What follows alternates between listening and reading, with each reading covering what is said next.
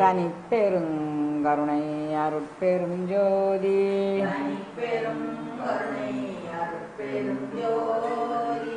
எல்லாம் செயல்கூடும் என்னானை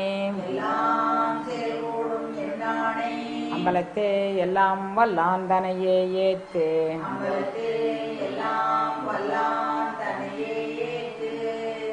அப்பா நான் வேண்டுதல் கேட்டருள் புரிதல் வேண்டும் மாறு இருட்கலாம் நான் அன்பு செயல் வேண்டும் எப்பாரும் எப்பதமும் எங்கனும் நான் சென்றே எந்த நினைத அருட்புகளை ஏம்பிடல் வேண்டும் செப்பாத மேல்நிலை சித்த சிவமார்க்க சங்கம் திகழ்ந்தோங்க அருட்ஜோதி செலுத்தியிடல் வேண்டும் தப்பேது நான் செய்யணும் நீ பொறுத்தல் வேண்டும் தலைவன் என்னை பிரியாத நிலைமையும் வேண்டுவனே புண்படா உடம்பும் புறைபடா மனமும் பொய்படா ஒழுக்கமும் பொருந்தே கண்படாது இரவும் பகலும் நின்னையே கருத்தில் வைத்தேத்துதற்கு செய்தேன் உண்பனே நினும் உடுப்பனே நினும் உலகரை நம்பிலேன் எனது நண்பனே நலன்சார் பண்பனே நினையே நம்பினேன் கைவிடேலனையே. திருச்சிற்றம்பலம்.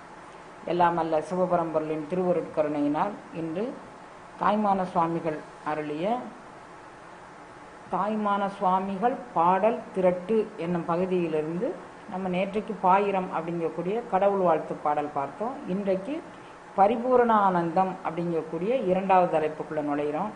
இன்றைக்கு எங்கிட்ட 2-3 அன்பர்கள் ஃபோன் செய்து நாங்கள் நீங்கள் இந்த இதை படிக்கிறீங்க திருமூலருக்கு நீங்கள் முன்னுரையிலே சொல்லிட்டீங்க, நான் ஜி வரதராஜன் அவர்களுடைய புத்தகத்தை மேற்கோளாக கொண்டு சொல்கிறேன்னு, இப்போ நாங்கள் எந்த புத்தகத்தை மேற்கோளாக கொண்டு நாங்கள் படிக்கணும் அப்படின்னு சொல்லி கேட்குறாங்க. நான் தாய்மான சுவாமிகள் பாடலில் நிறையா விளக்கத்தோடு நான் எதுலேயும் படித்து தெரிஞ்சுக்கிட்டதில்லை. சுவாமிகளே எனக்கு உள்ளுணர்வாக நின்று ஒரு மோன உபதேசம் அப்படிங்கக்கூடிய ஒரு உபதேசத்தை எனக்கு என்னுடைய அறிவில் நின்று என் உணர்வில் நின்று உணர்த்தியதால் அந்த அருஞான உணர்வு கொண்டு நான் இந்த பாடலை நான் என்னுடைய சிற்றறிவுக்கு எட்டிய வண்ணம் நான் உணர்ந்து கொண்டேன். எப்படி உணர்ந்துக்கிட்டேன்னு எனக்கு தெரியாது. அந்த இறைவன் உணர்த்த தாய்மான சுவாமிகள் உணர்த்த நான் உணர்ந்து கொண்டேன். எனக்கு கிடைச்ச புக்கு திருப்பராய்த்துறை தபோவன வெளியீடான அந்த ராமகிருஷ்ண அதாவது திருச்சி திருப்பராய்த்துறை தபோவன வெளியீடான தாய்மான சுவாமிகள் பாடல் திரட்டு அப்படிங்கக்கூடிய ஒரு புத்தகம். நான் சிறிய வயதிலேருந்தே அந்த புத்தகத்தை வச்சுருக்கிறேன். இப்போ அதை பெயர்த்தா கூட அது தாளெல்லாம் பெயர்ந்துடும், அந்த அளவுக்கு தான் இருக்குது அந்த புத்தகத்தையே. ஏன்னா இந்த புஸ்தகம் மேலே எனக்கு ஒரு தீராத ஒரு ஆசை. இந்த புஸ்தகம்தான் நான் தாய்மான சுவாமிகளை புரிந்து கொள்வதற்கும் அவருடைய மோன அனுபவம்னா என்ன, மோனகுரு அளித்த மோனம் என்ன அப்படிங்கிறத எனக்குள்ளே நான் உள்வாங்கிக் கொள்வதற்கும் அது ஒரு கருணை பண்ணியது. அப்படிங்கிறதுனால இந்த புத்தகத்தை நான் ஒரு பெரிய வணக்கத்துக்குரியதாக கருதி அதையே மூலதனமாக கொண்டு நான் உங்களுக்கு சொல்கிறேன். நீங்கள் வாங்கணும் அப்படின்னு சொன்னால், ஏற்கனவே கதிரவேர் பிள்ளை அப்படின்னு சொல்லி ஒரு பெரியவர் சைவ சித்தாந்தத்தில் ரொம்ப ஆறுமுக நாவலர் வாழ்ந்த காலத்தில் அவர் வந்தவர். அவர் கதிரவேர் பிள்ளை அப்படின்னு ஒருத்தர் எழுதியிருக்கிறாரு. இன்னும் ஒருத்தர் அவருடைய அந்த ஆசிரியருடைய பெயர் எனக்கு நினைவில் இல்லை. அந்த ஆசிரியர் பெயர் என்னமா அதில் இருக்கிற ஆசிரியர் பெயர்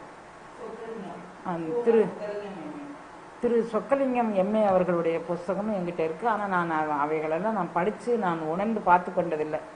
இதுவே எனக்கு என்னுடைய சிற்றறிவுக்கு இதில் சந்தேகம் வரலை. அதனால் நான் ரெஃபரன்ஸுக்கு வேறு புஸ்தகம் எடுத்துக்கல.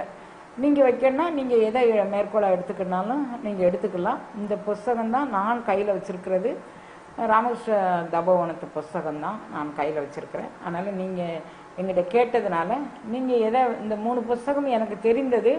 அதில் உள்ளுரை என்ன இருக்குன்னு நான் அந்த 2 புஸ்தகங்களையும் பார்க்கலை. இதில் உள்ளுரை என்ன இருக்குன்னா, இது கூடுமானவரை நீங்கள் தாய்மானவரை சரணடைஞ்சிட்டேன்னா உள்ளுரை உங்களுக்கு உள்ளுரையை அவரே உணர்த்தி தருவாங்கக்கூடிய நம்பிக்கை எனக்கு இருக்குது. அதனால் நீங்கள் இதை ஃபாலோ பண்ணலாம் அப்படின்னு நான் நினைக்கிறேன். தெரியல, நீங்கள் எதை எடுத்துக்கிட்டானாலும் திருவருள் உங்களுக்கு உள்நின்று உணர்த்தும்படியாக நான் வேண்டிக்கிறேன்.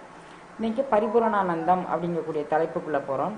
வாசா கைங்கரியம் அன்றி ஒரு சாதனம் மனோவாயு நிற்கும் வண்ணம் வாலாயமாகவும் பழகி அறியேன் துறவு மார்க்கத்தின் இச்சை போல நேசானுச்சாரியாய் யோகரிப்பேன் அந்த நினைவையும் மறந்தபோது நித்திரை கொள்வேன் தேகம் நீங்குமென எண்ணிலோ நெஞ்சம் துடித்து அயறுவேன் பேசாத ஆனந்த நிஷ்டைக்கும் அறிவிலா பேதைக்கும் வெகு தூரமே பேய்க்குணம் அறிந்திருந்த நாய்க்கும் ஒரு வழி பெரிய பேரின்ப நிஷ்டை அருள்வாய் பாசாடவிக்குள்ளே செல்லாதவர்க்கு அருள்படுத்து ஒழுகு தேவதருவே பார்க்கும் இடமெங்கும் ஒரு நீக்கமர நிறைந்த பரிபூரண ஆனந்தமே.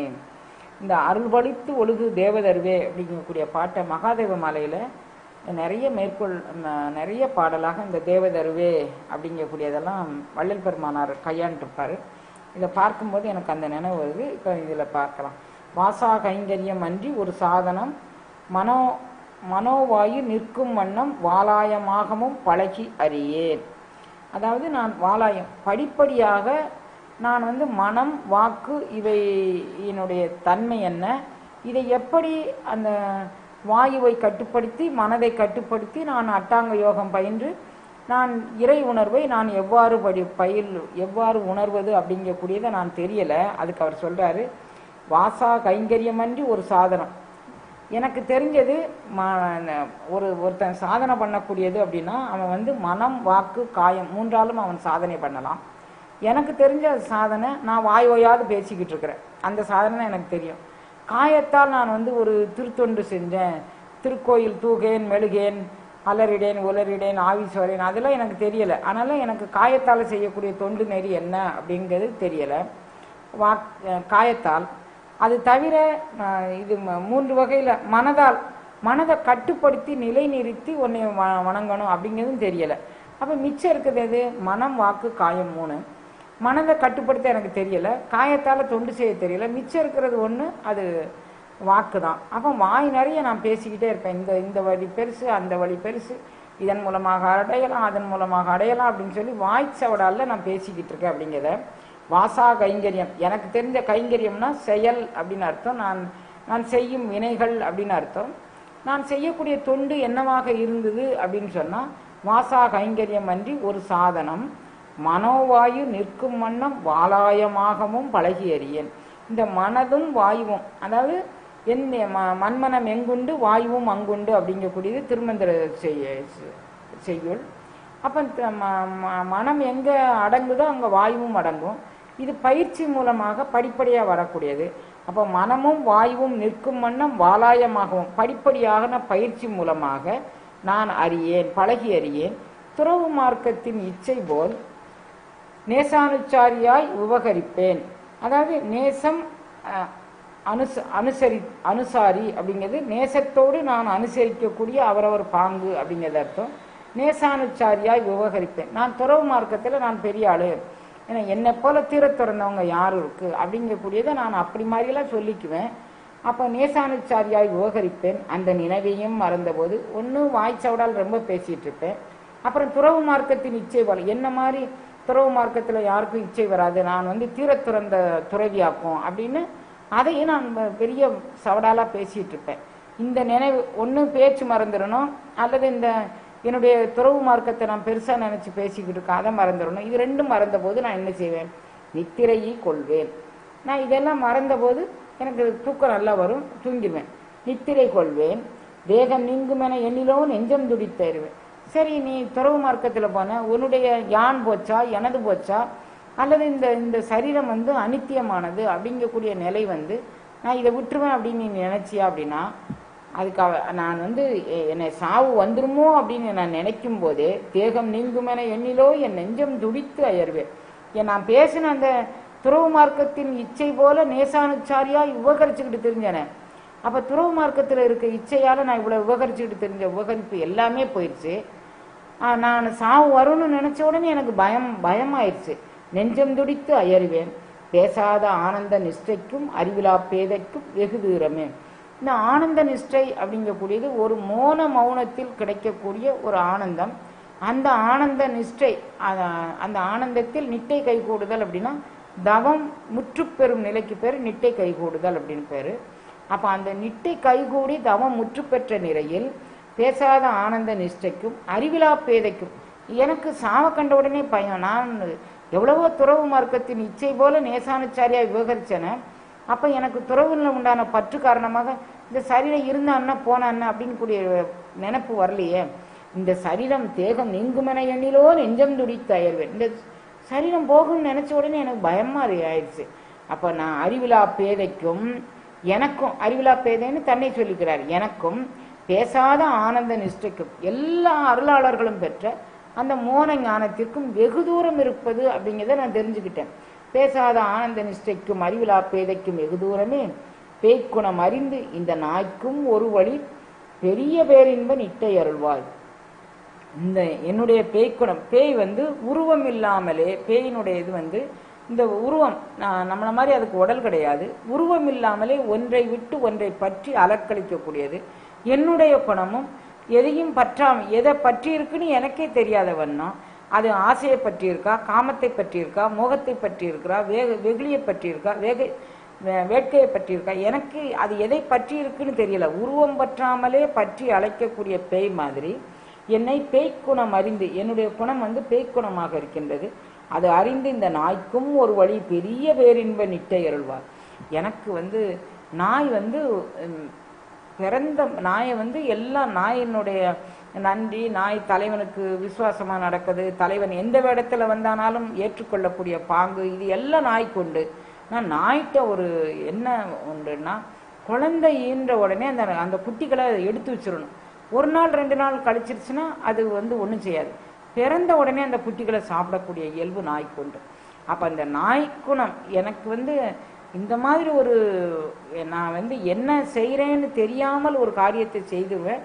அதனால் இந்த பேய்க்குணம் அறிந்து இந்த நாய்க்கும் ஒரு வழி பெரிய பேரின்ப நிட்டை அருள்வார்.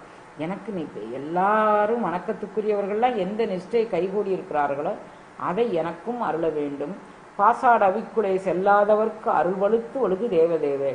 பாசம், அதை அடவி அப்படின்னா பெருங்காடு, பற்றுதலை உண்டாக்கக்கூடிய பிறவிக்காடு, அதுக்கு பாசாடவி அப்படின்னு பேரு. பாசம் காரணமாக பற்றுதல், பாசம்னா பற்றுதல், பற்று காரணமாக மீண்டும் மீண்டும் பிறவிக்கு சம்பவிக்கக்கூடிய அந்த பாசாட அவிக்குள்ளே செல்லாதவர்க்கு, அந்த பற்றுக்குள்ள செல்லாதவர்களுக்கு இறைவன் அருள் செய்தான். பாசாட அவிக்குள்ளே செல்லாதவர்க்கு அருள் பழுத்தொழுகு தேவதர்வே. அவர்களுக்கு அருள் பழுத்து ஒழுகு தேவதர் எப்படி இருக்குன்னா, உலகியல் தரு எல்லா தருன்னா மரம், நிழல் பரப்பி மிக விசாலமாக வளர்ந்திருக்கக்கூடிய மரங்களுக்கு பேர் தருன்னு பேர். அந்த மரங்கள் உலகில் உண்டான இந்த உலகியல் மரங்கள் எல்லாம் நிழல் தரும் மரங்களாக இருக்கு, கனி தரும் மரங்களாக இருக்கு, நமக்கு பல வகையிலும் உபயோகம் செய்யக்கூடியதா இருக்கு. தேவதர் என்னவா இருக்கும், நினைச்சதெல்லாம் தரக்கூடியதா இருக்கும் தேவதர். அப்ப எனக்கு தேவதருவாக இறைவன் இருக்கிறான். தேவதருவே பாசாட அவிக்குலை செல்லாதவர்க்கு அருள் பழுத்து ஒழுகு தேவதருவே, பார்க்கும் இடமெங்கும் நீக்கமர நிறைந்த பரிபூரண ஆனந்தமே. நீ எல்லா பக்கமும் நீக்கமர நிறைந்திருக்கிறாய் அப்படின்னு சொல்றாரு. இப்போ நமக்கெல்லாம் எல்லா பக்கமும் நீக்கமர நிறைந்திருக்கானா, வாய் சொல்ல நம்ம எல்லாரும் சொல்லுவோம் பாசம் எல்லா பக்கம் நீக்கமர நிறைந்திருக்கு. ஆனால் அது அனுபவத்துக்கு வரும்போது சுகப்பிரம மகரிஷி தன்னுடைய அதாவது தன்னுடைய சுகப்பிரமத்துக்கு ஒரு குழந்தை பிறந்துச்சு. அந்த குழந்தை எதை பற்றியுமே நினைக்காம அது போயிடுச்சு. அப்போ அந்த சுகப்பிரம மகரிஷி பார்க்கும் இடமெல்லாம் பரம்பொருளாக பார்த்தாரு. அப்படி பார்த்ததுனால வேதவியாசருடைய மகன்தான் சுகப்பிரமம். அந்த சுகப்பிரம மகரிஷி எல்லாரும் பிரம்மம் எங்கே, பிரம்மம் அதை நான் காண முடியுமா, பிரம்மம் எங்கே, பிரம்மம் எங்கே, பிரம்மம் எங்கேன்னு கேட்டவுடனே, நீ ஏன் நான் இங்கே தான் இருக்கிறேன், நான் இங்கே தான் இருக்கேன்னா, மரம் செடி கொடி ஆடு மாடு கோழி குருவி காட்டில் உள்ள வனாந்தரத்தில் உள்ள எல்லாமே ஏன் ஏன் ஏன் ஏன் ஏன்னு அலர்ச்சான். ஏன்னா எல்லாத்துலேயும் அவர் அந்த உருவத்தில் இறைவனை பார்த்துருக்கிறாரு. இப்போ இறைவன் எங்கே இருக்கிறான் அப்படின்னு கேட்கும்போது, நீ எதுக்கு தேடுற, நான் இங்கே தான் இருக்கிறேன்னு எல்லா தூசு துரும்பி எல்லாமே சத்தம் போட்டுச்சான். அப்போ பார்க்கும் இடமெங்கும் நீக்கமர நிறைந்த பரிபூரணானந்தம்னு பேச்சுவார்த்தைக்கு சொல்றதில்லை. நான் உணரும்போது ஒரு உயிருக்கு ஏதேனும் ஒரு இடையூறு வந்துச்சு, அந்த உயிர் கஷ்டப்படுது அப்படின்னா, நான் அந்த உயிருக்குள்ள இறைவனை பார்க்க அந்த உயிரோட கஷ்டம் என்னுடைய கஷ்டமாக நினைத்து நான் அதுக்காக வேண்டி உருகிற உருக்கம், அதுக்காக வேண்டி கவலைப்படுற அந்த கவலை இருக்க, அதுக்காக வேண்டிதான் நான் அதைத்தான் பார்க்கும் இடமெங்கும் நீக்கமர நிறைந்த பரிபூர்ண ஆனந்தம்ங்கிறாரு. சும்மா பேச்சுக்கு பரிபூர்ண ஆனந்தம் எல்லா பக்கமும் இறைவன் இருக்கிறான்னு வாய் சொல்றதே இல்லை. அவர் கூப்பிடும் போது அது ஏன்னு சொல்லி எதிர்கேள்வி கேட்டுச்சு பாருங்க. அந்த மாதிரி நம்மளுடைய உணர்வில் தோய்ந்து நிற்கும்போது நம்மளுடைய கேட்கக்கூடிய கேள்விகளுக்கு நான் இந்த இதுக்கு எனக்கு விடை வேணும் அப்படின்னு சொல்லி எல்லா பொருளையும் பரத்தை பார்த்து எல்லார்ட்டையும் அவங்ககிட்ட என்ன குறை இருக்கு நிறை இருக்கு அது எதையும் பார்க்காம, இவங்க வடிவத்தில் பரம் இருக்குது, இவங்கள் பரத்துக்கு சொந்தம் அப்படிங்கக்கூடிய நினைவை நம்ம வர வச்சுக்கிட்டோம்னா, அதன் மூலமாக நம்ம பரத்தை கூப்பிட்டோம்னா பரம் நம்ம அவங்ககிட்ட இருந்து நமக்கு என்ன பதில் வேணுமோ அந்த பதில் அது நமக்கு செய்யும் அப்படின்னு சொல்றாரு. அப்போ நம்ம எல்லாருக்கும் அந்த மாதிரி ஒரு அருள் அனுபவத்தை தரக்கூடியது இந்த பார்க்கும் இடம் எல்லாம் நீக்கமர நிறைந்த பரிபூரணம் அப்படின்னு சொல்றார். தெரிவாக ஊர்வன நடப்பன பரப்பன செயல் கொண்டு இருப்பன முதல் தேகங்கள் அத்தனையும் மோகம் கொள் பௌதீக ஜென்மித்த ஆங்கு இறக்கும் விரிவாய பூதங்கள் ஒன்றோடு ஒன்றாய் அழியும் மேல் கொண்ட சேஷம் அதுவே வெறுவழி நிராலம்பம் நிறை சூனியம் உபசாந்தம் வேதாந்த ஞானம் பிரியாத பேரொளி பிறக்கின்ற அருள் பெற்றோர்கள் பெற்ற பெருமை பிறவாமை என்றைக்கும் இரவாமையாய் வந்து பேசாமை ஆகும். எனவே பரிவாய் எனக்கு நீ அறிவிக்க வந்ததே பரிவாக காலமளவோ பார்க்கும் இடமெங்கும் ஒரு நீக்கமர நிறைகின்ற பரிபூரணானந்தமே. இறைவன் இவருக்கு குருவாக அறிவிக்க வந்தபோது முதல்ல இவர் ஞானகுருவை தேடி, இவர் சம்பிரதி பதவி ஏற்ற உடனே ஞானகுருவை தேடி இவர் எப்படியாவது நான் ஞானத்தை பெற வேண்டும்னு அவர் நினச்சிக்கிட்டு இருக்கும்போது ஞானகுரு இவருக்கு எதிர்ப்பட அவர் பின்னாலே போய் இந்த ஞானம் எனக்கு வேணும் அப்படின்னு சொல்லி அவர் கேட்குறாரு. அப்போ அந்த ஞானம் அவர் எதிலெல்லாம் இருந்தது அப்படின்னு சொல்றாரு.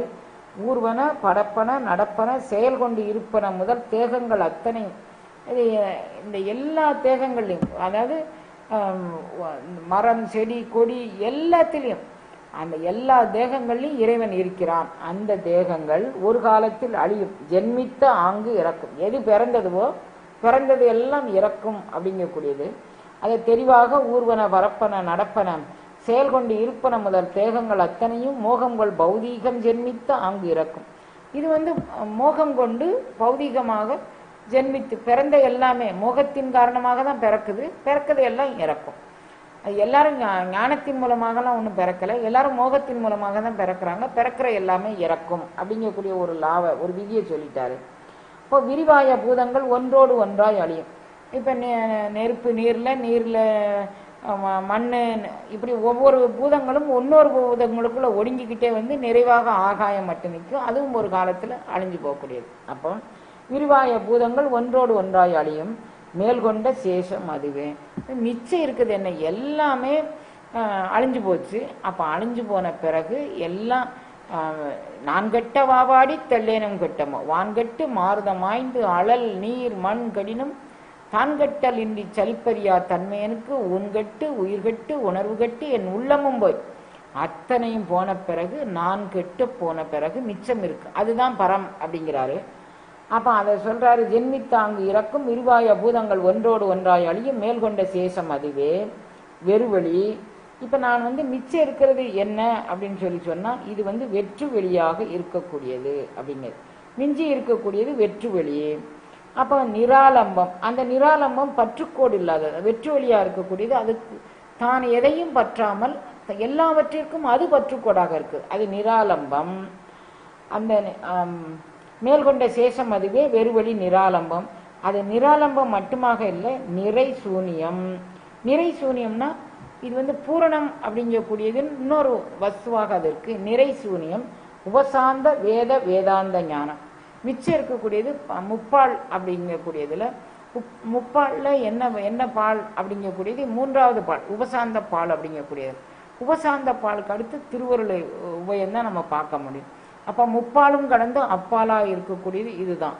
அதை உபசாந்தம் வேதாந்த ஞானம். அப்போ அந்த பேரண்ட நாயகன் எப்படியாக இருக்கிறான், வெறுவழியாக இருக்கிறான், நிராலம்பமாக இருக்கிறான், நிறை சாந்தமாக இருக்கிறான், உபசாந்த வேதாந்த ஞானமாக இருக்கிறான், பிரியாத பேரொளி பிறக்கின்ற அருளாக இருக்கிறான்.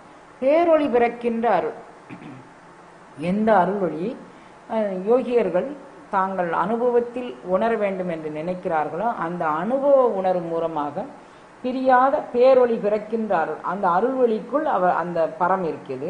அது அருள் பெற்றோர்கள் பெற்ற பெருமையும் அதுவாக இருக்கு. அப்போ இறைவனை அடையாளப்படுத்தி காமிக்கிறாரு.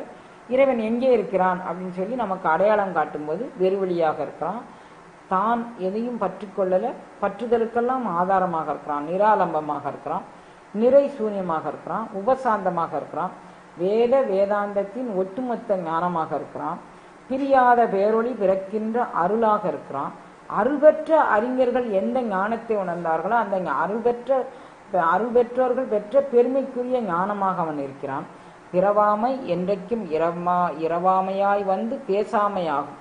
இப்போ பிறவாமை இல்லை, பிறந்தா இறவாமை இருக்கும், பிறக்கவும் இல்லை இறக்கவும் இல்லை. அப்போ இந்த பிறவிலேயே பூரணத்துவம் பெருந்துட்டான். இந்த பிறவியில் செத்து போனாதான் அடுத்து ஒரு பிறவிக்கு வித்தாகும். இப்போ சாகலை நான் வந்து திருவருளோடு இரண்டரை கலந்துட்டேன். அப்போ எனக்கு பிறவாமை கிடையாது, அதனால பிறவாமை கிடையாது, அதனால என்றைக்கும் இரவாமையும் கிடையாது. அப்போ நான் எதில் இருக்கிறேன் அப்படின்னா பேசாத மௌனத்தில் அந்த ஞானத்தில் நான் இருக்கிறேன். பேசாமையாகும். எனவே பரிவாய் எனக்கு நீ அறிவிக்க வந்ததே பரிவாக காலம் அல்லவோ. முதல்ல இவர் குருநாதரை தேடி அப்படியே ஓடினாரு. குருநாதர் வந்து நீ திருமணமாகி அதுக்கப்புறம் நீ வாப்பான்னு சொல்லிட்டாரு. அப்போ எனக்கு இந்த பேசாத மௌனங்கக்கூடிய ஞானத்தை இறைவன் என்னுடைய உள்ளுணர்வு அறிந்து பரிபாக காலம் முற்ற போது, அதாவது எனக்கு பக்குவமுற்ற காலத்தில் வந்து இந்த மௌனத்தை எனக்கு காட்டி கொடுத்தான். பரிபாக காலம் அளவோ பார்க்கும் இடமெங்கும் ஒரு நீக்கமர நிறைகின்ற பரிபூர்ண ஆனந்தம். இறைவன் வந்து பரிபூர்ண ஆனந்தமாக நீக்கமர நிறைந்திருக்கிறான் அப்படின்னு சொல்றார். ஆராயும் வேளையில் பிரமாதி ஆனாலும் ஐய ஒரு செயலும் இல்லை. அமைதியோடு பேசாத பெருமை பெரு புனச்சந்திரராம் என இருந்த பேரும் நேராக ஒரு கோபம் ஒருவேளை வர அந்த நிறைவு ஒன்றும் இல்லாமலே நெட்டு எர்த்து தட்டு அழிந்து உளர்வர். வசன நிர்வாகர் என்ற பேரும் பூராயமாய் ஒன்று பேசும் இடம் ஒன்றை புலம்புவார். சிவராத்திரி போது துயிலோம் என்ற விரதியரும் அறுதுயில் போலே இருந்து துயல்வார். பாராதிதனில் உள்ள செயலெல்லாம் முடிவில் பார்க்கில் நின் செயலல்லவோ பார்க்கும் இடமெங்கும் ஒரு நீக்கமர நிறைகின்ற பரிபூர்ண ஆனந்தமே. நான் வந்து எல்லாமே பிரமாதிதானாலும் ஒரு செயலும் இல்லை. ஆனால் நான் உலகத்தில் நான் வந்து என்ன நினச்சிக்கிட்டு இருக்கேன், இதெல்லாம் சிவராத்திரி விரதம் இருந்தால் நல்லதுன்னு நான் நினச்சிக்கிட்டு இருக்கிறேன். அப்புறம் வந்து கோபமே இல்லாமல் ரொம்ப சாந்த சுரூபமாக இருக்கிறது அது ஒரு பெரிய பூரணம் அப்படின்னு நினச்சிக்கிட்டு இருக்கிறேன். இறைவனை பற்றி பேசணும்னா பெரிய ஆவேசம் வந்து அப்புறம் பெரிய சொல்னால எல்லாத்தையும் கண்டு அப்படி பேசணும் அப்படின்னு நான் நினச்சிக்கிட்டு இருக்கிறேன். இவைகள்லாம் நான் வந்து ஊறி ஊறி ஊறி தோஞ்சு இதெல்லாம் எனக்கு அனுபவத்தில் வரணும் அப்படின்னு சொல்லி நான் நினச்சிக்கிட்டு இருக்கிறேன். ஆனால் அப்படியெல்லாம் இல்லை. எல்லாம் யோசிக்கும் வேளையில் பிரமாதி ஆனாலும் ஒரு காரியம் இல்லை. எல்லா காரியமும் தசைத்திடு புன் துரும்பினையும் தங்கள் சுதந்திரத்தால் அகங்கரித்து அசைத்திடக்க முடியாது. எந்த பெரிய கடவுளரே ஆனாலும் இந்த பேரண்ட நாயகன் ஒருவன் மட்டும்தான் அவன் நினைச்சு இது அசையட்டும் அப்படின்னு நினைச்சா நம்ம அசைவோம். அப்படி இல்லைன்னா யாருக்கும் அசைய முடியாது. அப்படி ஒரு கருணையை அவன் கையில் வச்சிருக்கிறான். மீதி பேர் யாருனாலும் இது அவங்கவுங்க பேர்ல அப்படி எப்படி இருக்கிறாங்கன்னு சொல்றாரு. ஆராயும் வேளையில் பிரமாதி ஆனாலும் ஐயா ஒரு செயலும் இல்லை. பிரம்மாவுக்கு எந்த செயலும் இல்லை. இறைவன் பார்த்து சங்கல்பம் பண்ணி பிரம்மா இந்த தொழிலை செய்யட்டும் அப்படின்னு சொன்னா அவன் படைப்பு தொழிலை செய்ய போறான். அப்படி இல்லைன்னா அவனுக்கு அங்க வேலை இல்லை. ஆராயும் வேளையில் பிரம்மாதி ஆனாலும் ஐயா ஒரு செயலும் இல்லை. அமைதியோடு பேசாத பெருமை பெரு குணச்சந்திரராம் என இருந்த பேரும் நேராக ஒரு கோபம் ஒருவேளை வர அந்த நிறைவு ஒன்றும் இல்லாமலே நெட்டு உயிர்த்து தட்டு அழிந்து உளறுவர். நான் வந்து அமைதியோடு பேசாமை பெரு குணச்சந்திரராம் என இருந்த பேரும் நான் வந்து எனக்கு கோபமே வராது. நான் வந்து எப்பவும் சாந்த சொருபமாக இருப்பேன் அப்படின்னு சொல்லி அந்த நினச்சிக்கிட்டு இருந்த பேரும் குணமென்னும் குன்றேறி நின்றார் வெகுளி கணமேயும் காத்தல் எதுன்னு ஒரு கொட்டி எல்லாம் முடிச்சுருவாங்க. ஆனால் இவங்க கோபமே வராது, இவரை பார்த்தா பெரிய சாந்த சொருபி, இவருக்கு கோபம் வராது அப்படின்னு சொல்லி இருந்த பேரும் ஒரு நொடியில் அவங்க கோபம் வந்தால் இவ்வளவு காலம் காத்து வந்த அந்த அமைதியை இழந்து தன் நிலை இழந்துருவாங்க. அதனால சொல்றாரு அமைதியோடு பேசாத பெருமை பெரு குணச்சந்திரராம் என இறந்தவர். ரொம்ப அமைதியாக பேசாமல் மௌனத்தில் எது கேட்டதுக்கு மட்டும்தான் அவங்க பதில் சொல்லுவாங்க, இல்லாட்டி எதுவுமே பேச மாட்டாங்க. அவங்க பாட்டில் அமைதியாக இருப்பாங்க. இப்படியெல்லாம் பெயர் பெற்றவர்கள் எப்படியா இருந்தாலும் பேசாத பெருமை பெரு குணச்சந்திரராம் என இருந்த பேரும் நேராக ஒரு கோபம் ஒருவேளை வர அந்த நிறைவு ஒன்றும் இல்லாமல் குணச்சந்திரருங்கக்கூடிய நிறைவு எதுவும் இல்லாமல் பேசாத பெருமை பெற்றவர்கள்ங்கக்கூடிய நிறைவு ஒன்றும் இல்லாமல் அந்த ஒரு வேளையில் அவங்க எல்லா கோபத்தையும் கொட்டி தீர்த்துருவாங்க. ஒரு கோபம் ஒரு வேளை வர அந்த நிறைவு ஒன்றும் இல்லாமலே நெட்டு உயிர்த்து தட்டு அழிந்து உளறுவர்.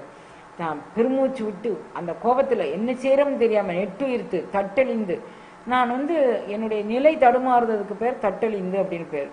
பெருமூச்சு விட்டு தன்னுடைய நிலை தடுமாறி அப்படி கோபதாபத்தில் அப்படி பேசுவாங்க. நெட்டு உயிர்த்து தட்டழிந்து உளறுவர். வசன நிர்வாகர் என்ற பேரும் பூராயமாய் ஒன்று பேசும் இடம் ஒன்றை புலம்புவார். பெரிய சொல்லின் செல்வர். இவங்க வந்து வாக்கின் அரசர் அப்படின்லாம் பேர் வாங்கிக்கிறாங்க. இவங்க நாவுக்கு அரசர்னு பேர் வாங்கிக்கிறாங்க, சொல்லுக்கு அரசர்னு பேர் வாங்கிக்கிறாங்க. இப்படியெல்லாம் பெருமையாக பேர் வாங்கின பேரும் ஒரு மேடையில் ஏறி ஒன்று பேச சொன்னால் அவங்க பேச சொன்ன செய்திக்கும் சம்பந்தம் இல்லாமல் எதையோ பேசி உளறிக்கிட்டு இருப்பாங்க. இது வந்து அவங்க செயல் இல்லை. அவங்க என்ன நினச்சிக்கிட்டாங்க, தங்களால் எல்லாம் சாதிக்க முடியும் அப்படின்னு நினச்சிக்கிட்டு இருக்கிறாங்க. ஆனால் அவர்களும் கூட நான் எனதுங்கக்கூடிய ஆணவம் வயப்பட்டு அவங்க ஒன்று சொல்ல நினைக்க, ஆனால் சொன்னது வேறு விதமாக அவங்க சொல்லிட்டு திரிவாங்க. இதுதான் பேர் அப்படிங்கிறார். வசன நிர்வாகர் என்ற பேரும், அதாவது இவங்க பேசுனா அவ்வளவு அழகாக பேசுவாங்க. வசன நிர்வாகர் என்ற பேரும் புராயமாய் ஒன்று பேசும் இடம் ஒன்றை புலம்புவர். ஒரு இடத்துல என்ன பேசணுமோ அதை பேசாமல் வேறொன்றை புலம்பித்து இருப்பேன். சிவராத்திரி போதில் துயிலோம் என்ற விரதியரும் அறுதியிலு போல இருந்து துயில்வர். சில பேர் நான் ரொம்ப நியமமாக இருக்கிறேன், ரொம்ப நிஷ்டையாக இருக்கிறேன் அப்படின்னு சொல்லிட்டு நான் சிவராத்திரி விரதம் இருப்பேன், திருக்கார்த்திகை விரதம் இருப்பேன், ஏகாதசி விரதம் இருப்பேன், ஜஷ்டி விரதம் இருப்பேன், எல்லாம் இருப்பாங்க. சிவராத்திரி போதில் நான் தூங்கவே மாட்டேன் அப்படின்னு சொல்லிட்டு இருப்பாங்க. ஜஷ்டி விரதத்தில் நான் 6 வேளையும் 6 நாளும் சாப்பிடாம இருப்பேன். அப்புறம் போய் கொஞ்சம் நேரம் கழிச்சா ஒரு ஜூஸ் குடித்தா பரவாயில்ல, ஜூஸுக்கு கொஞ்சம் விதிவிலக்கு சொல்லியிருக்கிறாங்க. ஏதோ ஒன்று நம்மளே ஒரு சாக்கு சொல்லி சிவராத்திரி பொழுதுல நான் தூங்கலைன்னு சொல்லுவாங்க. இப்போ ஒரு சம்பிரதாயத்தில் உள்ளவங்க தன் தலை கீழே படக்கூடாது, தலையில் வந்து சிவத்தோட அருள் அனுபவம் கிடைக்கக்கூடிய இடம், அதனால் அது கீழே படக்கூடாதுன்னு ஒரு சாரார் வந்து ஒரு யோக பயிற்சி பண்ணக்கூடியவங்க, வாசி யோகம் பண்ணக்கூடியவங்க. அவங்க இந்த நம்ம கடையத்துக்கு மேலே ஒரு இடம் இருக்கு, அது பேர் என்ன, இவருடைய அத்திரி மகரிஷி ஆசிரமம் அங்கே தான் இருக்குது. அந்த அத்திரி ஆசிரமத்தில் அந்த மலைக்கு மேலே அவங்க என்ன பண்ணுறாங்கன்னா, அவங்க அங்கே ஒரு குரூப் ஆஃப் பீப்புள் இருக்கிறாங்க. அவங்க வந்து என்ன பண்ணுறாங்கன்னா, காய்கறி மட்டும்தான் சாப்பிடுவாங்க, அவிச்ச பொருள் எதுவும் சாப்பிட மாட்டாங்க. அப்புறம் வந்து தலையை கீழே வச்சு படுத்து தூங்க மாட்டாங்க. தூங்கணுன்னா காலை நீட்டி சுவரில் சாஞ்சிக்கிட்டு அல்லது நிமிர்ந்து உட்காந்துட்டு அப்படி தான் தூங்குவாங்க. அது அவங்க ஏன்னா தலை கீழே படக்கூடாது, அது வந்து பிரம்மத்தை உள்வாங்கிற இடம் தலைவாசல் அப்படின்னு அது அவங்களுடைய ஒரு கொள்கை. அப்புறம் சிவராத்திரி பொழுதில் நான் தூங்கணும்னு சொன்ன இருந்த பேரும் இப்படி காலை நீட்டி உட்காந்துட்டு நான் வந்து சிவத்தை சிந்தனை செய்து கொண்டிருக்கிறேன்னு காலை நீட்டிட்டு சோரில் சாஞ்சிட்டு அவங்க வாட்டில் தூங்கிடுவாங்க. ஆனால் அவங்க சொல்கிறது சிவராத்திரி போதில் தூங்குவோம் என்று இருந்தோம் அப்படின்னு சொல்கிறாங்க.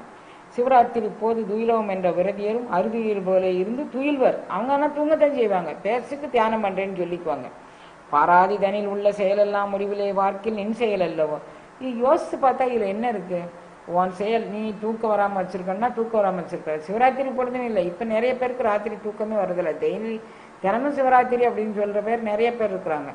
அப்போ பாராதி என்ன யோசிச்சானாலும் உன் செயல் தான் உலகத்தில் நடக்க போகுது. பாராதி தனில் உள்ள செயலெல்லாம் முடிவிலே பார்க்க நின் செயல் அல்லவோ, பார்க்கும் இடமெங்கும் ஒரு நீக்கமர நிறைகின்ற பரிபூரண ஆனந்தமே.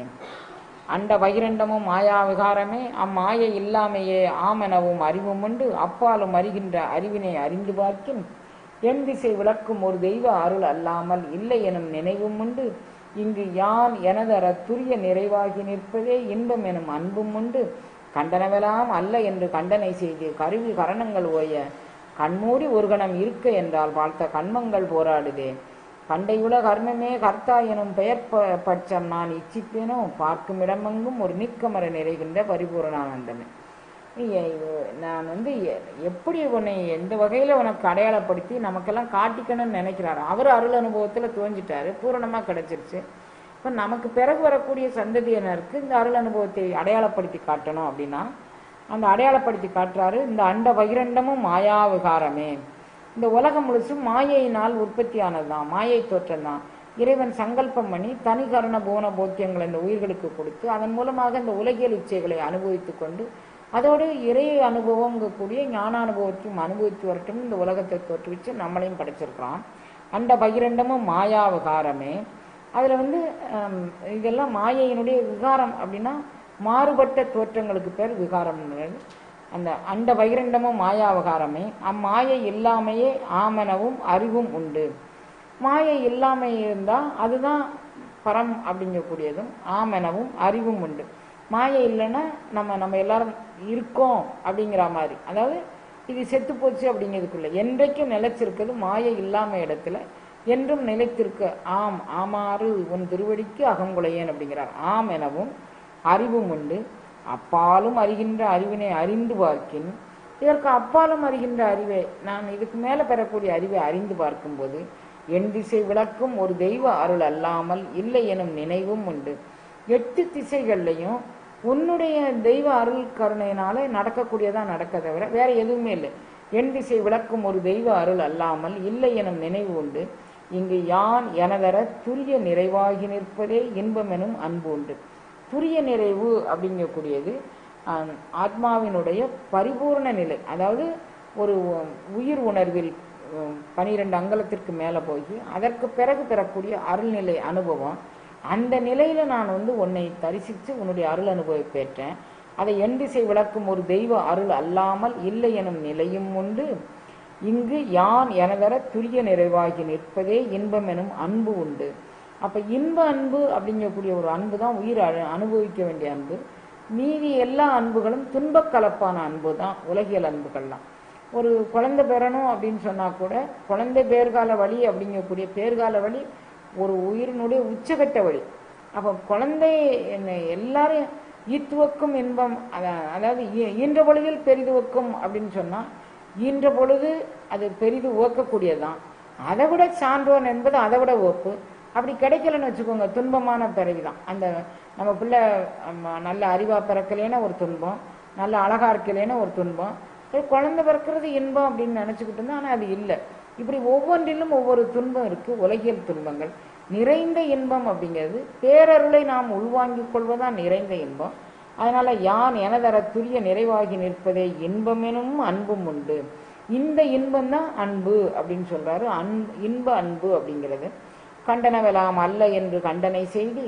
அப்ப நேதி நேதின்னு இதெல்லாம் தள்ளிடணும். கண்டனை எல்லாம் எனக்கு காட்சி பொருள் அல்ல, இறை உணர்வு பொருள். அது அன்பு கொண்டு உணரும் உணர்வு பொருள், சாதாரண உணர்வு கூட இல்லை. அப்ப அன்புலதான் நேயத்தே நின்ற நிமலன். அதனால இன்பம் எனும் அன்பும் உண்டு. நான் நேசத்துக்குள்ள இன்பத்தை தேடி அதற்குள் கடவுளை தேடிக்கொள்கின்றேன்.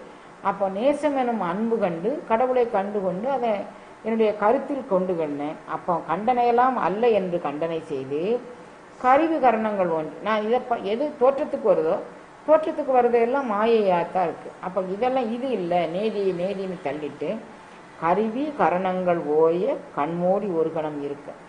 என்னுடைய கருவிகள், அதாவது மெய்வாய் கண்மூக்கு செவி, இந்த கருவிகள், அது ஞானேந்திரியம் கர்மேந்திரியம், இது எல்லாம் ஓய, கரணம் மனம் புத்தி சித்தம் அகங்காரம் இவைகளும் ஓய. அப்போ புறக்கரணங்கள் புறக்கருவிகள் எல்லாம் ஓஞ்சு போய் நான் அந்த கரணங்களும் ஓஞ்சு போய் நான் தியானம் பண்ணணும்னு நினைக்கிறேன். கருவி கரணங்கள் ஓய கண்மூடி ஒரு கணம் இருக்க என்றால் பார்த்த கர்மங்கள் போராடுது. கண்ணை மூடி கொஞ்ச நேரம் இருப்போம் அப்படின்னு சொல்லி பார்த்தா எவ்வளோ நேரம்? ஒரு பொழுது. ஒரு பொழுதுங்கிறது இவ்வளோ நேரம் தான் ஒரு பொழுது. கண்மூடி ஓர் பொழுது மௌனமாக இருக்கவென்றால் ஒரு கணம்தான். அதுக்குள்ளே என்னால் இருக்க முடியலை. பார்த்த கண்மங்கள் போராடுது. எத்தனை பிறவிகளோ செஞ்சுட்டு வந்த போராட்டங்கள் மீண்டும் கருவி ஓஞ்சு கரணம் ஓஞ்சு நினைக்க பெறலாம் அப்படின்னா அப்போதான் எல்லாம் தலையெடுத்து என்னை போராட்டத்துக்குள்ள ஆளாக்குது. பார்த்த கர்மங்கள் போராடுது. பண்டை உல கர்மமே கர்த்தா எனும் பெயர் பட்சம் நான் இச்சிப்பேனோ. இப்போ நான் இது எனக்கு இப்போ உள்ள கர்மாவா? பண்டை உல கர்மா, கடந்த பிறவில நான் என்ன வினை செய்தேனோ அதுக்குள்ள கர்மா தான் இந்த பிறவிக்கு வந்திருக்கு. பண்டை உல கர்மமே கர்த்தா எனும் பெயர் பட்சம் நான் இச்சிப்பேனோ. அப்போ எனக்கு இந்த இதனால எனக்கு இப்படி ஒரு துன்பம் வந்துருச்சோ, நான் இதை எப்படி பார்த்து இந்த இச்சையெல்லாம் இச்சிப்பேனோ, இச்சைனா ஆசை, இவைகளாம் எனக்கு எப்படி வந்துருச்சு? பண்டை உலக கர்மமே கர்த்தா எனும் பெயர் பட்சம் நான் இச்சிப்பேனோ. பார்க்கும் இடமெங்கும் ஒரு நீக்கமர நிறைந்த பரிபூர்ண ஆனந்தம். நான் இதை எவ்வாறு கை கொள்ளுவேன் அப்படின்னு சொல்லி ஒவ்வொரு கணமும் அழுது அரற்றாரு இறை உணர்வை. நான் ஒரு கணம் மூடியிருந்து நான் அந்த அருள் அனுபவத்தை பார்க்கறதுக்கு இத்தனை இடையூறு எனக்கு வருது. நான் கருவி ஓஞ்சது, கரணம் ஓஞ்சது, எல்லா வினைகளும் ஓஞ்சதுன்னு நினைக்கும் போது பழைய வினைகள் மூண்டு எனக்கு இவ்வளவு செய்யுது அப்படிங்கிறாரு. அப்போ இந்த இறைவன் ஆராயும் வேளையில் பிரம்மாவானாலும் கூட ஒரு செயலும் இல்லை, இறைவா உன் செயல். இப்போ நம்ம பரிபூர்ண ஆனந்தத்திட்டு நம்ம சரணாகதி பெற்றுட்டு நான் அடக்கிட்டேன், நான் என்னுடைய கருவி அடக்கிட்டேன், நான் என்னுடைய கரணங்களை அடக்கிட்டேன், நான் இதை தெரிந்து கொள்வேன் அப்படின்னா நீ ஒரு கண நேரம் கூட நீ அதை தெரிஞ்சு அனுபவிக்க முடியாது குழந்தை. நான் சரணாகதி பண்ணி எல்லாம் இறைவன் அப்படின்னு நினைச்சேன்னா உன்னால் கண்டுகொள்ள முடியும் அப்படிங்கிறாரு. சந்ததமும் எனது செயல் நினது செயல் யான் எனும் தன்மை நினையன்றி இல்லா தன்மையால் வேறு அலேன். வேதாந்த சித்தாந்த சமரச சுபாவம் இதுவே. இந்த நிலை தெளிய நான் நெக்கு உருகி வாடிய இயற்கை திருவுள்ளம் அறியுமே. இந்நிலையிலோ சற்று இருக்க என்றால் மடமை இட சத்துருவாக சிந்தை குடி கொள்ளுவே. மலமாயை கர்மம் திரும்புமோ தொடு வழக்காய் ஜென்மம் வருமோ எனவும் யோசிக்குதே மனது. சிரத்தை எனும் வாழும் உருவி பந்தமர மெய்ஞான தீரமும் தந்து என்னை பாதுகாத்து அருள் செய்குவாய். பார்க்கும் இடமெங்கும் நீக்கமர நிறைகின்ற பரிபூரண ஆனந்தம். நான் எனக்கு சிரத்தை இல்லாதனால என்னுடைய பயிற்சியில என்னுடைய முயற்சியில ஒரு ஈடுபாடு இல்லை. எப்படிப்பட்ட பரம் நம்மளை காத்து எனக்கு ஒரு குருவாக ஒரு மோன மௌனத்தை ஒரு ஞான மௌனத்தை தந்தது. அந்த குருவாக எனக்கு ஞான மௌனத்தை தந்த அந்த குருவை நான் நினைக்காம, அது தந்த அருள் அனுபவத்தை நினைக்காம நான் எப்படியெல்லாம் இருந்துட்டேன். சந்ததமும் எனது செயல் நினது செயல் யான் எனும் தன்மையினை அன்றி இல்லா தன்மையனால் வேற அழிய. இந்த தன்மை நான் எனது செயல் உனது செயல் நான் எனது இவைகள் கெட்டுப்போன இடத்துல நான் கெட்டு எனது கெட்டுப்போன இடத்துல அன்றி இல்லா தன்மையால் வேறு அலை. அது இல்லாத நான் செத்து போன இடத்துல தான் அவன் இருக்கிறான், எனது செத்து போன இடத்துல தான் வேற இருக்கிறான். அதை நான் தெரிஞ்சுக்கிட்டேன். ஆனால் அனுபவத்துக்கு என்னால் கொண்டுட்டு வர முடியலையே. தன்மை நினையன்றி இல்லா தன்மையால், அதாவது நான் எனது எனும் தன்மை நினையன்றி இல்லா தன்மையால், ஒன்றை தவிர இதை வேற யாராலும் எனக்கு தர முடியாது. நினையன்றி இல்லா தன்மையால் நீ தான் எனக்கு இதை தந்தாகணும், வேறு அலேன். வேதாந்த சித்தாந்த சமரச சுவாபம் இது. வேதாந்தத்தினுடைய முடிவும் இதை தான் சொல்லுது, சித்தாந்தத்தினுடைய முடிவும் இதை தான் சொல்லுது. வேதாந்தம் வேட்கை ஒளிந்த இடம் வேதாந்தம் அப்படிங்குது, சித்தாந்தம் வேட்கை ஒளிந்த இடம் வேதாந்தத்துக்குள்ள உன்னுடைய உடலையும் உன்னுடைய உணர்வையும் பக்குவப்படுத்தி உனது உடலுக்குள்ளேயே இறைவனை கொண்டு வரலான்னு சொல்லுது. அப்போ வேதாந்தத்திலும் சித்தாந்தத்திலும் இதில் இன்னொரு இடத்துல பின்னால் சொல்வார், வேதாந்த சித்தாந்த சமரச நன்னிலை பெற்ற வித்தக சித்தர் கடமேன்னு இன்னொரு பின்னால் அவர் பாடுறாரு. அப்போ அப்படிப்பட்ட ஒரு அருள் உணர்வை நான் வேதாந்த சித்தாந்த சமரச சுவாபம் இதுவேன்னு எனக்கு தெரிஞ்சுக்கிடுச்சு. இந்த நிலை தெளிய நான் நெக்குடிக்கு வாடிய இயற்கை திருவுளம் அறியுமோ. நான் வேதாந்தம்னா என்ன, சித்தாந்தம்னா என்ன, அதை நான் எவ்வாறு உணர்வது அப்படிங்கக்கூடியதை நான் அறிந்து கொள்வதற்காக வேண்டி நான் ஏங்கிய ஏக்கமும் நான் அழுத அழுகையும் எந்தனின் திருவுள்ளம் அறிந்ததுவே. இப்படியே தான் பெருமானாரும் பாடுவார், எந்தனின் திருவுள்ளம் அறிந்ததுவே அப்படி பாடுவார். அப்போ இந்த நிலை தெளிய நான் நெக்கு உருகி வாடிய இயற்கை திருவுளம் அறியுமே. இந்நிலையிலோ சற்று இருக்க என்றால் மடமை இத சத்துருவாக சிந்தை குடிக்கொள்ளுது. நான் இப்படி மாதிரி ஏங்கி அழுதுட்டு அதில் கூட கொஞ்சம் நேரம் இருக்கலாம் அப்படின்னு சொன்னால் எனக்கு என்னுடைய அறியாமை, மடமைங்கிறது அறியாமை, என்னுடைய அறியாமை எனக்கு நண்பன் மாதிரி இத சத்துரு, எனக்கு நண்பன் மாதிரி எனக்கு நான் இந்த அருள் அனுபவம் பெற்றுட்டேன், எம்பெருமான் எனக்கு இதை தந்திருக்கான் அப்படின்னு நான் நினைக்கும் போதே அறியாமை நான் தலை தூக்குது, எனது தலை தூக்குது, நான் இதுக்கு என்ன செய்ய முடியும் அப்படிங்கிறார். இந்நிலையிலே சற்று இருக்க என்றால் மடமை இத சத்துருவாக சிந்தை குடிக்கொள்ளுதே. மலமாயை கர்மம் திரும்புமோ தொடு வழக்காய் ஜென்மம் வருமோ. சரி, நான் இப்போ என் சிந்தைக்குள்ள இப்படி அறியாமை புகுந்துருச்சு, இதுக்காக வேண்டி என்னுடைய மலமாயை கர்மம் திரும்புமோ. இப்போ நான் இந்த கர்மங்கிறது நான் செய்யும் செயலால் அது ஏற்படுத்தக்கூடிய வினையால் அது ஏற்படக்கூடிய பலனால் எனக்கு என்னென்ன சேருங்கிறது எனக்கு தெரியலை. அப்போ மலம் மாயை ஆணவமாதி மலங்களும் மாயா மலங்களும் சேர்ந்து எனக்கு மீண்டும் எனக்கு என்னென்ன எண்ணங்களை தருமோ என்னென்ன செயல்களை செய்ய தூண்டுமோ அப்படிங்கிறத மலமாயை கர்மம் திரும்பும். எனக்கு திரும்பி நான் இப்போது எப்படி இருக்கிறேன்னா சமரச சுத்த வேதாந்த சித்தாந்த சமரச சுவாபம் உற்று நான் நிற்கிறேன். அதில் கூட கொஞ்ச நேரம் தெளிஞ்சு நிற்கிறதுக்கு இல்லாமல் இத்தனை எண்ணங்களும் எனக்கு வந்துருச்சு. இது தொடு வழக்காய் ஜென்மம் வருமோ. இந்த மாயை காரணமாக நான் ஒருத்தர்கிட்ட பேசுகிறேன், ஒரு வல்லினமாக பேசிடலாம், ஒரு மெல்லினமாக பேசிடலாம், தேவையில்லாத ஒன்று பேசி ஒரு பொய் சொன்னால் அதுக்கு ஒரு பிறவி வரும், ஒரு வினையை சம்பாதிச்சா அதுக்கு ஒரு பிறவி வரும். எனக்கு ஆணவ மலம் ஊடாடி நான் அமைதியாக இருக்கும் நேரத்தில் எனக்கு தேவையில்லாத அன்பர்கள் தேவையில்லாத கேள்வி கேட்டு அவங்களுக்கு நான் என்னுடைய சொல்லாடலை, என்னுடைய வாயாடலை, என்னுடைய கருத்து பரிமாற்றங்களை ஏட்டிக்கு போட்டியான சிந்தனைகளை தூண்டும் பண்ண நான் இவ்வளவெல்லாம் சொல்லி அதற்காக வேண்டி எனக்கு பல பிறவி சம்பவிக்குமோ அப்படின்னு நான் அச்சப்படுறேன். ஜென்மம் வருவோ எனவும் யோசிக்குதே மனது. சிரத்தை எனும் வாழும் உதவி பந்தமர மெய்ஞான தீரமும் தந்து என்னை பாதுகாத்து அருள் செய்வான். நான் உனக்கு ஒரு யோசனை சொல்லேன் கலையா. எனக்கு என்னால் ஒன்றும் செய்ய முடியலை. நான் என்றைக்கும் யான் எனதர துரிய நிறைவாகி நிற்கும் இன்பம் எனும் அன்பு உண்டுன்னு எனக்கு தெரிஞ்சு போச்சு. துரிய நிறைவாகி நிற்கும்போது இன்பம் எனும் அன்பு உண்டுன்னு தெரிஞ்சு போச்சு. அதில் நிலைச்சி நிற்க முடியலை. நான் உனக்கு ஒரு யோசனை சொல்லேன் கலை. எனக்கு சிரத்தை இடையீடு இல்லாமல் நான் எப்படியாவது உன்னை அடைந்தே தீருவேன் அப்படிங்கக்கூடிய ஒரு வைராக்கியத்தை, ஒரு சிரத்தை நீ எனக்கு கொடுப்பா. அப்படி கொடுத்து நீ என்னை அதில் நிலை நிற்க வைக்க மாட்டியா? அவர் கேட்குறாரு இறைவன்ட்ட. சிரத்தை எனும் வாழும் உதவி பந்தமர மெய்ஞான தீரமும் தந்து, என்னுடைய பந்தங்களை எல்லாம் வெட்டி வீழ்த்தக்கூடிய அளவிற்கு மெய்ஞானம் அப்படிங்கக்கூடிய ஒரு தீரம், ஒரு ஞானத்தின் மூலமாக தான் இது முடியும். இது பொண்டாட்டி, இது புள்ள, இது தாய், இது தகப்பன், இது சுற்றம் பற்றம், இவங்களுக்கு நான் அது செய்ய கடமைப்பட்டிருக்கேன், எல்லாம் செஞ்சுட்டு தங்கம். இப்போ நான் வாயை திறந்தா கூட அதனால எதுவும் ஒரு வினை வருமோன்னு அச்சப்படுறேன். ஒரு செயலை செஞ்சா கூட அதனால எதுவும் வருதுன்னு அச்சப்படுறேன். எல்லாத்தையும் உங்ககிட்ட ஒப்படைச்சிடுறேன். நான் பேசினா உன்னை பற்றி பேசணும், பேசலைன்னா பேசாத அனுபூதி பிறந்ததுன்னு இருக்கணும். அந்த மாதிரி என்னை பக்குவப்படுத்துகிறேன். அதுக்கு சிரத்தை எனும் வாழ் எனக்கு நீ தந்து, அதுக்கு நீ என்ன செய்யணும் அப்படிங்கிறது